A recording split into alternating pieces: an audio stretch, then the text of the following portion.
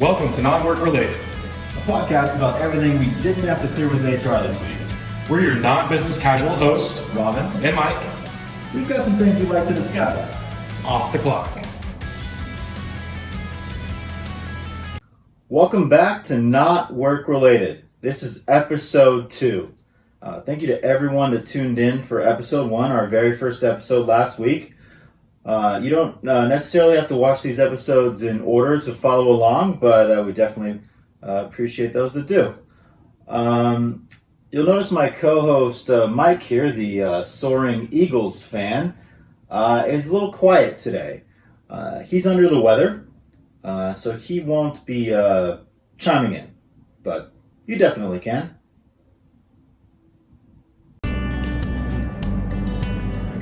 What's good?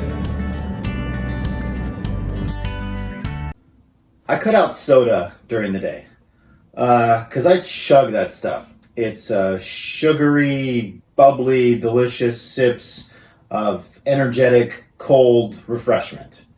I mean, I'll drink it till it's coursing through my veins. So I switched to hot caramel coffee because I won't drink more than a cup of that. Firstly, I run hot, so hot drinks don't really mix well with me. Second, there's no fun bubbles. And also, it kind of dehydrates you. It's not as refreshing as soda. So I end up drinking more water in the afternoon instead of another coffee when I would have had another soda. So this should be better for me. They say you shouldn't drink your calories. Right, Mike? Right. That was close. You catch a whiff of something in the living room. And you're like, somebody smoking some cheap stuff? So you peek out the window to see what's going on, and you're expecting to see like someone in a hoodie with PJ bottoms on a spliff walk. But what you see is a female skunk. And she's letting all potential suitors know she's not interested. Thanks, but no thanks. You see her kind of nestled in the like dirt area of the grass, like by the sidewalk. This older guy thinks she looks cute and says he's going to go grab her and try and keep her as a pet. Not while I'm in the area, you are. Are you kidding me? Skunks spray when they're startled or threatened. If some guy with a fish-colored shirt tucked into his blue jeans decides to quickly pick me up, that's pretty startling. And depending on his hand placement, I might feel threatened. Which means that skunk is about to spray its butt off. It may look like a kitty, but when a cat lifts its tail, it's just being sassy. When a skunk lifts its tail, you're about to need a vinegar bath. Have you met one before? No? My buddy found one in his garage. His first instinct was to try and scare it off. That skunk coated him. Do you remember Super Soakers? You had to like pump them up to spray to maximize the spray power. You just pump them until it wouldn't pump anymore.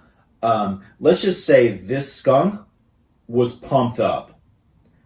Like a baby snake when they bite you and they don't know how much venom to use for their first bite yet. Yeah. That skunk unloaded. There was nothing left in the hopper but sulfur residue. My buddy reeked. The garage reeked. He had to coat everything in vinegar and air it out. It's not a stink bug. When a stink bug unleashes, you're like, oh, someone's a little rotten egg today. A skunk will ruin you for days. Pet peeve of the week.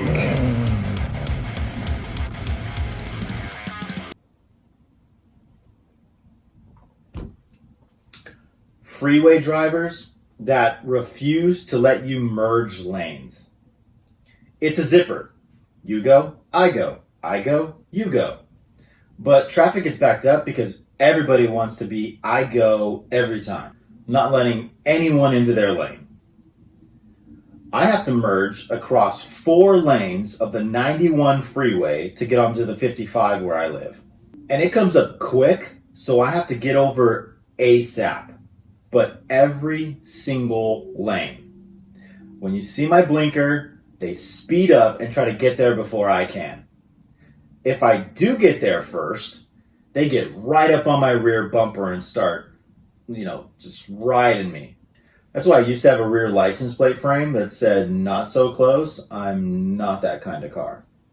Or they'll lay on the horn. Or both. While being as over-the-top reactionary as possible. In hopes that you'll see them just losing control of their mind, body, and soul. And think, you, the villain, caused this by trespassing into their lane. And you will yield lane control back to its rightful owner. When I'm eventually able to merge into the next lane, that person, no doubt, will pull up right next to me in case my mirrors didn't properly show their negative animations. And in that case, they would like to personally hand me the lane eviction notice, one finger at a time. It's a bit much. If they had let me merge without having to whip over, I'd already be on the 55 and out of their head. But instead, they're still red-faced, venting about me to themselves. It sounds stressful. Anything to add? Moving on. What a dive. All right, Cherry Pit on Catella Avenue in Orange. They're open from 7:30 in the morning till 2 a.m. every day. They have a full-service kitchen. That's Monday through Friday from 3 to 10. They have 2 pool tables. You can use for free if you're buying, food or drinks. They have $1 off all drinks after like an Angels or Ducks game if you can show a ticket stub. So you walk in, doors wide open. When you first walk in, there's the pool tables there. On your right, there's 2 of them. And then you round the corner, there's the big bar area, then the kitchen, turn the corner, some more tables, and then a beer pong or ping pong table. Real nice. I mean, great environment inside. Everyone was just chatty and laughing, kind of all grouped together, but not like standoffish or anything, because when they found out that I was alone, because someone couldn't make it out, they invited me to join the group. It's just super friendly. So basically they're in an area, kind of like a service area. There's a lot of like restaurants and dealerships and movie theaters and all that kind of, there's service industry all around them. So basically people will go in there after work. They'll play beer pong, they'll play, pool tournaments. There's a jukebox if you want to change the music in there. But the vibe was super good, even with just the music that they were playing. And even without playing beer pong or pool, everyone was just really friendly. So the bartender that was helping me, she'd been there for 11 years. So she got there when she was 21 because she would, after work, like I just described, because she was in the service industry nearby, she would just stop in for a drink after work. And then at one point they were like, "Did you want to work here?" And she's worked there ever since. And there's patrons that were there that have been there even longer than her. They keep coming back. So it's got a really established group of people that go there. And these people are tight. I mean, they don't just do group cheers. They take group vacations together. You know what I mean? Super friendly, super tight-knit. It was great energy in there.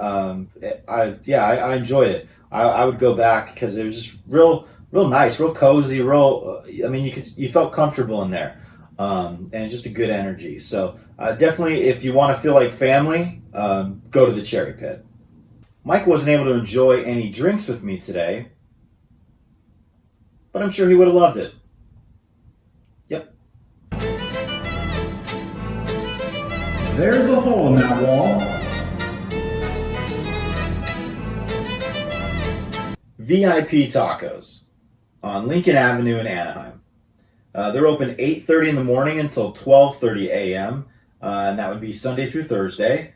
And then 8:30 in the morning until 2:30 in the morning, Friday through Saturday. That's right. These two places work off of like cruise ship buffet hours. They're only closed like 6 hours out of the day. Voted the #1 taqueria in Southern California. They slice, dice, and prep their own meats, including 100% Angus beef asada. They're known for their handmade tortillas, their homemade chorizo, and fresh salsas. They have breakfast, kids combos, promo food days like the classic Taco Tuesday, but they have other ones as well. There's no reason to ignore the delicious smells from their open door. Today was Nacho Saturday, so I had to get nachos. Mike wasn't able to partake in any of the food with me, but I'm sure it would have brought a smile to his face and his stomach. No doubt. 7 tables inside, 1 table outside, but the food was really good. I got tacos, of course. It's VIP tacos. The tortillas were super soft. The meat was really high quality. There was cilantro and onions in there. Then they gave you, there was a salsa bar, so you can get cucumber, pickled onions, limes. They had 3 red salsas, 2 green salsas that were super fresh that you could put on there. Yeah, the tacos were so good. And then I had a regular size horchata to wash it down. That was tasty. And then, again, it was Nacho Saturday, so of course I got the nachos. I got the carnitas nachos. First off, the foundation, the chips, thick, crunchy, great chips. Then it was rice, beans. Then it was onions, cilantro, tomatoes, green salsa, carnitas, guac, and sour cream, and some cheese. I think that's everything. But yeah, great nachos. There was so much on there. Like there was literally something every scoop. I never ran out the whole time. So it was just great nachos, big scoops, super flavorful. Great meal. Staff was really nice. They had great recommendations. And it felt. I mean, the name's right. You know, if you want your order to feel important, go to VIP Tacos. Our top 5. Favorite tailgate foods. I will say I love pizza. It's one of my favorite foods ever. It's great for watch parties, but I can't do it at a tailgate. Like someone that got alcohol poisoning and now whenever they smell hand sanitizer, they get immediately nauseous. If you pass me a slice at a tailgate, my stomach will fight you. All right, backstory. I used to go to a Chargers game every year back when they were in San Diego. It was great just to go to San Diego for a weekend, just in general. There's plenty of stuff besides just like perfect year-round weather and a game. There's so many things to do in San Diego. So you can easily make a weekend of it. Do you agree? I know you have some great San Diego recommendations. You talk about it all the time. Really? You look like you're straight out of the Anthropology Museum at Balboa Park. Nothing. If you get a chance, do check out the museum at Balboa Park. Just make sure you sign up for one of the 40-minute tours of the California Tower. That's Wednesday through Sunday. They have a 10:30, 12:30, 2:30, or 4:30 tour. It's on top of the museum. It overlooks Balboa Park. You can see the tower from miles away. Just get up there. The first thing you notice is the cool view. And then secondly, you notice the great just intricate detail of the Spanish colonial architecture everywhere. It's quite a sight. If the Museum of Us doesn't sound familiar, it used to be called the Museum of Man. And it's about 7 miles away from what used to be called Qualcomm Stadium. And the team that played there used to be called the San Diego Superchargers. And I was bummed when they left San Diego.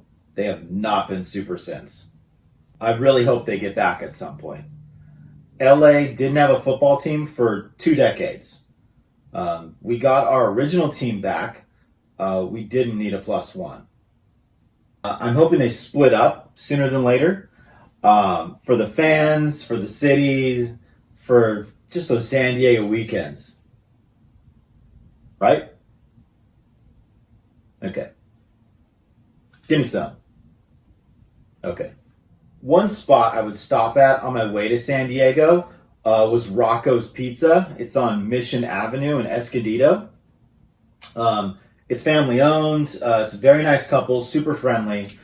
They put love into their food. So be ready for a small place that packs some big flavors. It's the home of the giant pizza since 1988. It's about $25 to $35 depending on which toppings you pick. And it is a fresh, delicious 2-foot pizza. Yeah, it's so big they have to cut it into squares because the slices would be too long and then they would just collapse.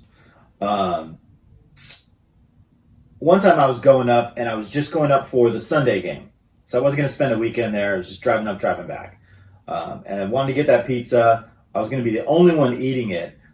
So I needed to break it up a bit. So they did where they would do 4 flavors for me. So that way it keeps your mouth watering. You're not having to dip all the pieces and stuff. So I went with Rocco's Special, which was onion, sausage, mushroom, olives, and pepperoni. I went with buffalo chicken. Then I did the chicken club, which was barbecue sauce, chicken, and bacon. And then I did the snowball. Snowballs, Alfredo, ricotta, mozzarella, and pepperoni. Will you enjoy Alfredo on your pizza? You will there. I polished off that pie driving to the game. I arrived so stuffed. If someone bumped into me, I would have exploded. So I didn't eat anything at that tailgate. And it happened to be the last tailgate before they moved out of San Diego, and I never got another chance. So that's why pizza's not on this list. It's personal. All right, so top 5 tailgate foods. Number 5, bacon-wrapped jalapeno poppers with ranch. You get that savory heat with a little cool, but feel free to change it up. You can take some brisket chunks and put them inside the cream cheese that's nestled inside the jalapeno that's wrapped in bacon, and then put some barbecue sauce on top of that. It's called a Texas Twinkie. It's delicious. The closest place around here that had Texas Twinkies was JT Schmidt's over by the Honda Center where the Ducks played. It was right across the street. But they permanently closed. So you may have to make one yourself. Number 4, shredded buffalo chicken dip. You could just scoop it straight up with the chips, or you can get some celery, some cilantro if you want a little crunch, and then you can put them in between like slider rolls. You can also add some ranch if you need to cool it off a bit too. But still have those chips handy because you're going to be scooping up the stuff that falls off for sure. Number 3, right in the middle, it's going to be a palate cleanser. It's so simple, but so appreciated, especially while you're waiting for people to cook and prepare things. I mean, or if you're just trying to, save room for more drinks. And that would be chips and dip. Give me guac, red chunky salsa, green spicy salsa, or French onion dip, and I'm good for a while. The salt on those chips also makes you a little extra thirsty for those drinks, so it's a match made in heaven. Number 2, chicken wings or ribs. They come in different flavors. You can use different dipping sauces. It's great. Also, if you want to start challenging some people, bring some of the hot one flavors. I had a great time because Heatonist sells the online interview show Hot Ones, where celebrities will have to eat hot wings while being interviewed. Yeah, they sell those sauces online, so you can get the official sauces.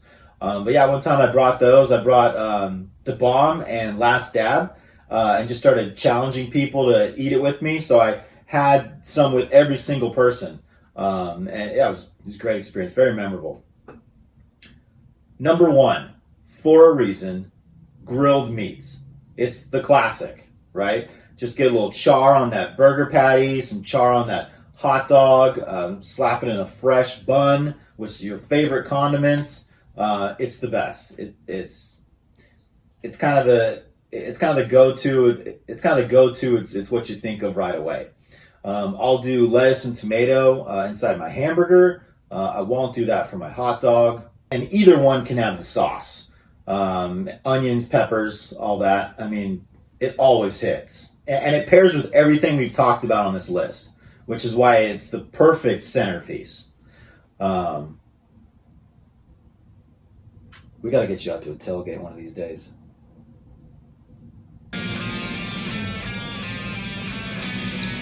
This week in sports. Not everyone made the sports team in high school or college, so not everyone knows what it's like being part of a program with training and coaching and competition with your teammates, pushing each other, building off each other's skills, with one common goal in mind, and that's to bring home a ring. Professional sports allows every fan that opportunity on a certain level. You could have never played, never wanted to play, never been able to play, but you put on those colors, you wear those logos, you cheer on those players, and anyone else that shares that team with you will invite you to cheer with them. Because the more the merrier when it comes to willing your team to victory, especially if they're an underdog. I'm currently in Gridiron Games. It's a NFL pick'em pool where you predict the winners and combined score for each week of the NFL season, from week 1 all the way through the Super Bowl. So I've already predicted easily over 180 games correctly. So I see the 14-4 Ravens, who were last in the Super Bowl on my birthday, February 3rd of 2013, where the Joe Flacco-led Birds beat the Colin Kaepernick-led Niners 34-13. And that broke the Niners streak of 5 wins in 5 Super Bowl appearances, and that was from 82 to 95. This is the Chiefs' 6th straight AFC championship, but this is the first one on the road. And John Harbaugh looks ready for the big dance in more ways than one. The Chiefs have won 4 straight, but the Ravens have won 10 of their last 11. And in their last 7 games, they scored over 31 points.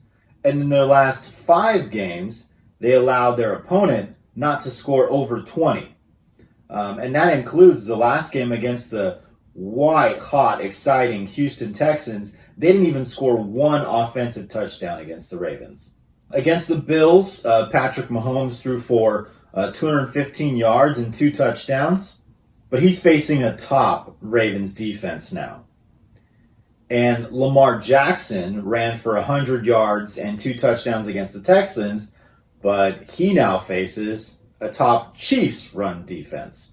And the other Ravens running backs are explosive too. McDuffie and Snead of the Chiefs are shut down against receivers. But they aren't as stout against tight ends. And they now face one of the best in the game because Mark Andrews is back.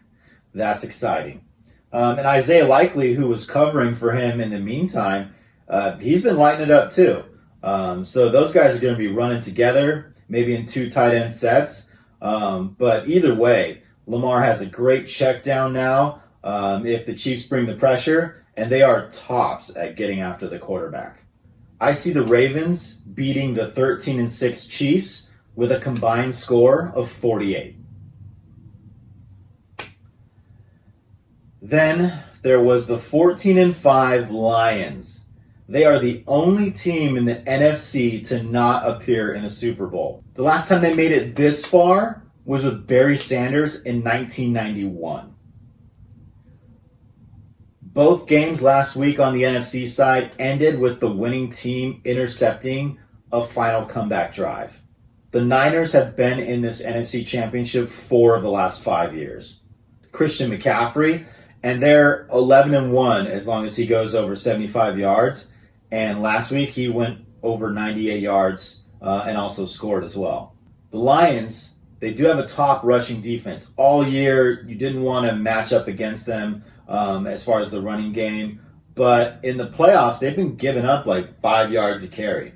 Jared Goff threw for 287 yards and 2 touchdowns last week against the Bucs. But he now faces a top Niners defense, especially in interceptions where they are number 1, and they showed that last week with 2 interceptions against the Pack. The Lions defense now faces the number 1 statistical quarterback in Brock Purdy. He was my fantasy quarterback, I should know. But the Lions just got CJ Gardner-Johnson back, and he's good. And he helped them pick off Baker Mayfield twice to prove it. The Niners gave up over 100 yards to Aaron Jones of the Packers. And then Jahmyr Gibbs of the Lions last week had 114 yards and a touchdown. But now he's got to run past the top-rated Nick Bosa. On the other side, you got Hutchinson, and he's got at least a sack in the last 4 games. Ayuk had over 1,000 yards this year. Again, I would know because that was the stack that I had. Ayuk was on my team. But Debo hurt his left shoulder in the game against the Packers last week. They say he's back, but they've done that before. And then they, have him go out as like a decoy. If Debo is just going to be a decoy this week, or if he re-injures it, if he's compromised, they're not the same team. They're a different team when Debo's not healthy. So that could hurt them as well. Amon-Ra St. Brown has over 75 yards in his last 6 games. But now he's going up against Warner and Greenlaw of the Niners, and they are top linebackers. I will say the Niners aren't as strong against tight ends, and they are facing a sensational rookie tight end in Sam Laporta. Goff loves to throw to that guy, and he's good. I see the Lions beating the 13-5 Niners with a combined score of 53. Buckle up. It's going to be 2 high-scoring, emotionally charged, hard-hitting, big play games for 2 franchises fighting for a ring. These teams and these fan bases that haven't seen this in a while. Get ready for some fresh blood in the Super Bowl this year. Am I right? No argument from Mike. And no Chiefs-Niners rematch either. I'm predicting the Lions and the Ravens go through to the Super Bowl. Let's go. Where do we go from here? There you go. You'll have to tune in and find out. Was that enough of a tease? Thank you everyone for coming back for episode 2 of the Not Work Related podcast. We appreciate the feedback we've received, the recommendations for food and drink spots to check out. Keep them coming. Maybe we'll run into you out there. I promise Mike will be warmer and chattier if you do. But either way, we're thrilled that you're back here with us. We thank you from the bottom of our promo koozie-sized hearts. We'll see you next weekend.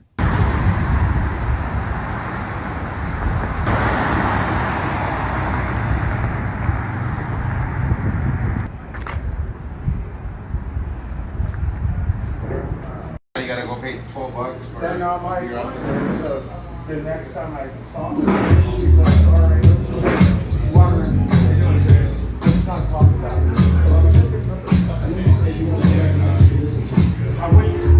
He's raising a family, yeah. So many more times than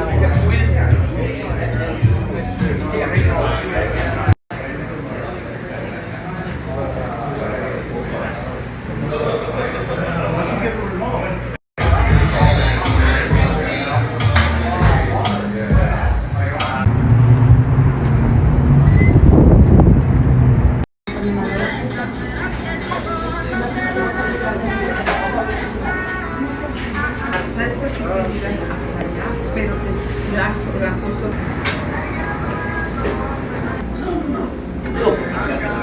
Si no trabajamos, acabamos más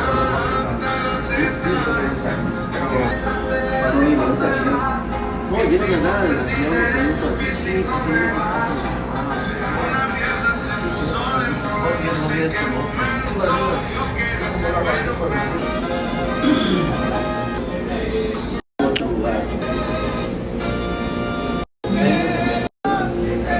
sin planearlo.